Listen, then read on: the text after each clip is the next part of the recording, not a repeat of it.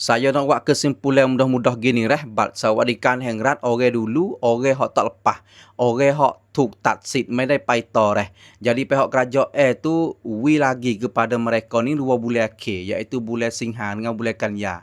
Kalau mengikut kin hok dia ayak dulu tu suk sekat bulan ni dah. Jadi bulan Singha dengan Kanya nak sapa ni tak boleh lah Tetapi di hari ni ada mesyuarat lah kun niti tanpa pak tu dia jadi peratan.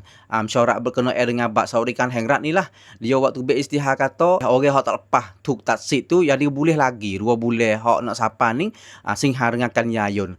Tu dia sebagai berita baik bagi mereka ni Lepas tu demo ni orang dulu hok tak lepas ni kena gi yun uton juga. Belum pada ni masa dia royak ta yun uton tu suka bulan ni 30 bulan Kadakkum Tetapi hari ni dia royak mari pula kata dia kenyuk masa yun uton sapa bulan Repe, sapa tepat 31 bulan Singhakum. Tepat yun uton tu saya biasa royak dah dalam app Pautang, lepas tu dalam 5 thanakan Kung Thai Thakasa, Thakasa, Omsin, lepas tu thanakan Islamประเทศไทยtu gi yun uton. Lepas pada kita nak yun uton tu kita nak gi แก้ไขข้อมูล pula belum pada ni hok dia royak tu hok dululah dia royak mari kata kena gi แก้ไขข้อมูล tu sampai tepat 16 bulan Singhakum Lepas tu di hari ni dia royak mari kata dia kenyuk masa sampai tepat 20 bulan Kanyayun.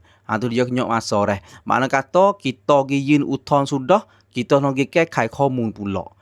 Tu masa dia hok saya royak saat ni tu lah. Tu lagu mana video ni Kalau rasa ada pedah, tolong share sebar kepada saudara kita. Saya rasa ramai lagi saudara kita tak tahu ni.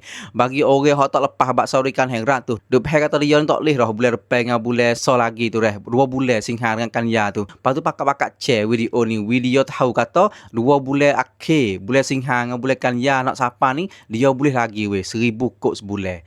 Tu dia pakat-pakat share Okey, wassalam.